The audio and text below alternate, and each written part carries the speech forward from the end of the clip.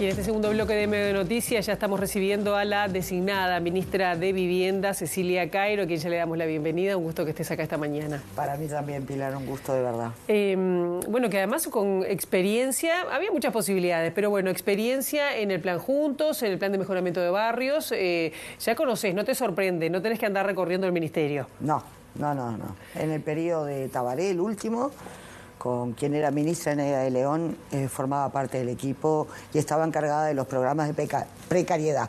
Por eso lo que vos decís tiene mucho que ver con el trabajo que hago también en los territorios. Claro, hay unas, las prioridades, 47 prioridades que se presentaron en Colonia. La vivienda es una de esas prioridades, sobre todo pensando en la población más vulnerable.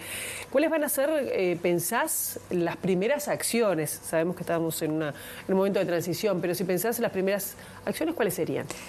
Mira, la primera acción que tengo que tomar en este momento de transición es ver exactamente de la DINISU, que es la dirección que se creó donde están todos los programas de precariedad, que nosotros ya lo habíamos pensado para si hubiéramos sido gobierno en el 2020, que no lo fuimos, pero sí lo votamos en lo que permite es que todos los programas de precariedad dependan de una misma dirección. Esa dirección tan importante lo que va a hacer es trabajar sobre las distintas problemáticas que tiene la precariedad, porque no todas son iguales. Y lo que estoy esperando con muchas ansias es ver dónde es que hay obras ya comenzadas, dónde están proyectadas, de esos 480 millones de dólares que debería tener la DINISU, porque es lo que había anunciado este gobierno, ver si todo ese monto de dinero está allí y ver cómo hacemos para también ocuparnos del mientras tanto. Y cuando te digo mientras tanto, Pilar, es que en algunos asentamientos o en algunas situaciones de precariedad, donde el Ministerio no va a intervenir con un realojo o una mejora de la vivienda inmediata, tenemos que pensar también en esos que se les llueve el techo y los gurises viven en una situación difícil cuando eso sucede, en cambiar ventanas, puertas, es decir, mejorar la situación transitoriamente hasta que el realojo se haga efectivo. Porque lo que me di cuenta en estos 5 años es que a veces los procesos de realojo o de vivienda designada a cualquier familia llevan un tiempo importante. La construcción de una vivienda lleva tiempo. Y esos años, porque no hablamos de meses, muchas veces son 1 o 2 años, condicionan la situación de esa vivienda cuando un niño nace. Y fíjate que vos podés terminar la obra cuando ya tiene 2 años, no 1. Claro. Y bueno, en eso tenemos que estar atentos porque hemos visto situaciones en estos 5 años donde si no respondemos rápido, esa situación de precariedad después es muy difícil de remontar. Y ahí estamos hablando de enfocarse en viviendas que están, por ejemplo, en asentamientos, ¿o cuál va a ser ese? Sí, pero también hay viviendas en esas condiciones en Ciudad Vieja y creo que todos sabemos que hay familias que viven. Tú miras la fachada y pareciera que la casa está muy bien, pero cuando te metes puertas adentro te das cuenta que viven en situaciones de precariedad importantes. ¿Se van a poner alguna cifra? ¿La tienen? Bueno, ¿hacia dónde? Lo vamos a intentar. No puedo hablar de números porque claro, en realidad todavía no tengo esa transición y de verdad eso me tiene bastante ansiosa porque para armarte un proyecto y un plan necesitas saber con cuánta plata contás. Pero sabemos que eso no es que lleve tanto dinero, porque es sobre todo materiales y personal para hacer esta precariedad dispersa de la que te estoy hablando, pero vamos a trabajar y fuerte sobre eso. ¿Y eso sería con préstamos? No. ¿O subvención? Vamos a tener que subvencionar familias. Eso para mí está más que claro. Los realojos es una subvención. Y bueno, el mientras tanto también lo es. ¿Y qué pasa con las familias de clase media? Que también la vivienda es un tema, cuando además el último censo da que un crecimiento, por ejemplo, de las viviendas unipersonales o unifamiliares, igual sigue faltando vivienda y el tema de la vivienda promovida no ha llegado a las clases medias o a la gente que quiere tener una primera vivienda. ¿Qué iniciativas están pensando en ese sentido? Mira, yo siempre digo que las viviendas promovidas, mucha gente creía que iba a ser una solución habitacional para esta clase media, no lo fue. Eso creo que está más que claro, porque los costos de esa vivienda son muy elevados. Entonces el Ministerio tiene que aportar y fuerte sobre esa población que tiene un sueldo del que vive, pero que no le permite ni ahorrar, ¿verdad? Para poder dar una entrega y comprar. En eso vamos a estar trabajando. Nosotros tenemos pensado yo no sé si han escuchado el alquiler con opción a compra, es decir, vos comenzás a pagar y ese sería el capital de ingreso para poder tomar acceso a esa vivienda. Me parece que hay que trabajar sobre eso y fuerte. Y las viviendas promovidas hay que rever algunas cosas que pasaron en este gobierno. Nosotros habíamos puesto topes salariales para tener la exoneración total, que es la que el MEF da, porque en realidad los que construyen esa vivienda son privados.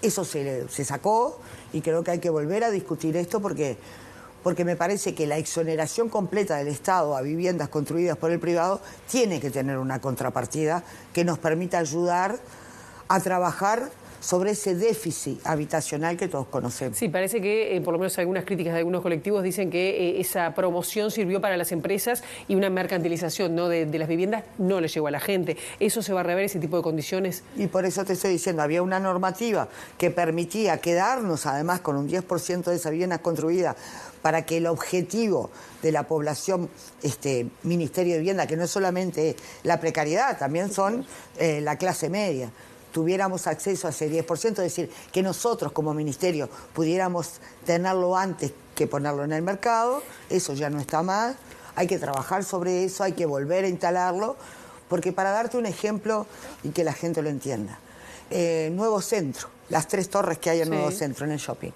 Bueno, de esas viviendas que son viviendas promovidas, al Ministerio de Vivienda le tocaron 56 viviendas que se quedaba con ellas. No estoy diciendo que no pagaba nada, pero en las exoneraciones había una contrapartida sobre esas viviendas construidas que eran para la población objetivo. Bien, hay 56 familias que son de clase media, que viven en esas torres y que si no fuera por este camino no hubieran podido acceder porque los costos son muy elevados.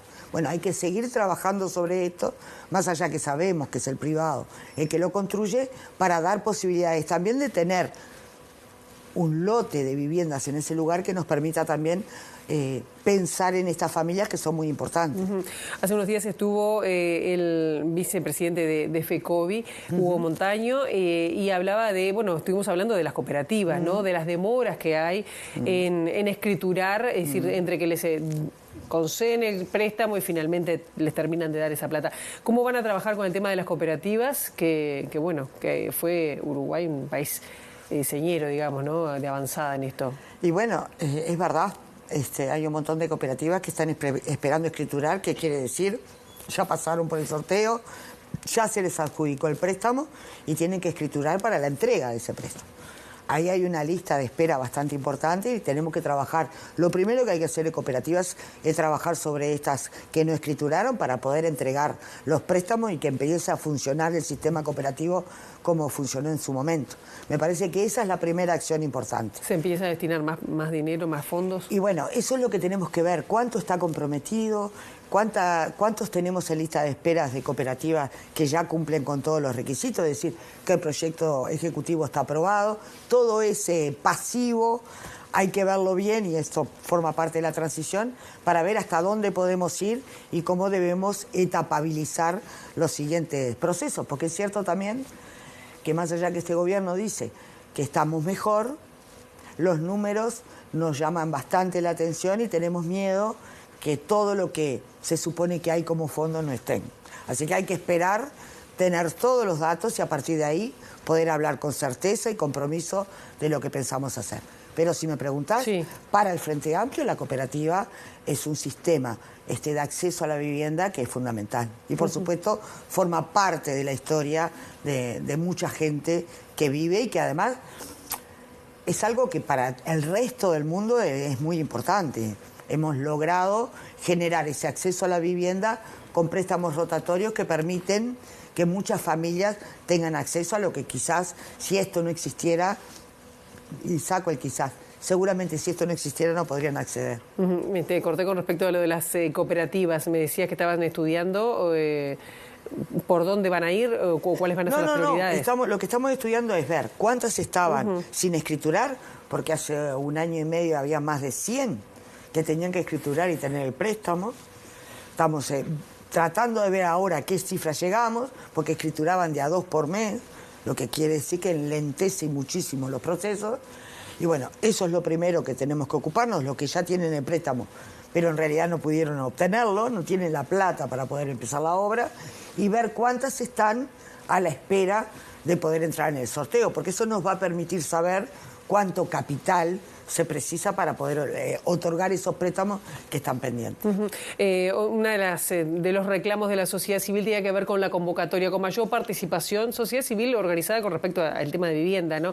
De la Comisión Honoraria de Vivienda, sí. ¿No? Asesora de vivienda, voy a decirlo bien. ¿Esto se va a convocar, se va a participar? ¿Cuál es el peso que va a tener? Obvio, como cada vez que hacemos el presupuesto quinquenal, por lo menos mientras que fuimos gobierno, es verdad que en esta no lo hicieron, vamos a convocar a las organizaciones sociales, trabajar sobre ese presupuesto quinquenal juntos para que esa comisión asesora también tenga algo que decir sobre ese presupuesto quinquenal, conociendo por supuesto los números, pero también las aspiraciones. ¿Ya te reuniste con las autoridades de vivienda? No, estoy esperando que esta transición se haga, tener la documentación que me permita estudiarla, para que esa primera reunión realmente sea productiva, que las preguntas que haga tengan que ver con cosas reales que ya leí. Así que esperamos esto, que esperemos que sea esta semana, y ya el ministro me llamó por teléfono, por supuesto, para ponernos en contacto, y lo que le respondí es esto que yo te estoy diciendo: necesitamos la información y después con todo gusto nos vamos a juntar para empezar a ver cómo llevamos adelante esta transición, cómo debe ser, ¿verdad? Conociendo cada uno de nosotros, ellos informándonos y nosotros conocer la realidad que tenemos hoy planteada en el Ministerio. Bien, Cecilia, ya estamos terminando, pero no quería dejar de preguntarte algo que es, bueno, que ha surgido en las últimas horas y que tiene que ver con las declaraciones que hizo en un libro la ex vicepresidenta Lucía Topolansky, ratificó ayer Mujica respecto a que algunas personas no dijeron la verdad o dieron falso testimonio ante la justicia en el caso de los derechos humanos o de violaciones del terrorismo, ¿no? ¿Qué opinión te merece? Cuando además el Frente Amplio también sacó madres y familiares. Primero que nada, entiendo la situación para madres y familiares. Me hubiera pasado exactamente lo mismo si yo estuviera desde ese lugar. No sé de lo que habla Pepe y Lucía, me parece que esa pregunta hay que hacérsela a ellos. No leí el libro, lo voy a tener que leer, obviamente, porque seguramente ahora que lo están revisando pueden surgir, ellos son libre pensadores y pueden haber cosas que puedan parecer polémicas, así que me quiero preparar para la próxima. No quiero estar tan pensando qué es lo que quieren decir, pero yo creo que son preguntas que se les deben hacer a ellos. Yo lo que sé es que este país sufrió una dictadura, que esa dictadura tuvo muchísimas consecuencias, que familiares pelean por saber dónde están los desaparecidos, así como peleamos nosotros. Y va a ser una prioridad también del gobierno. Por supuesto, siempre lo fue y lo seguirá siendo. Hasta que no sepamos todo, es muy difícil hacer una síntesis de lo que le pasó al pueblo uruguayo en la época de la dictadura. Cecilia Cairo, muchísimas gracias. No, faltaba más. Un gusto.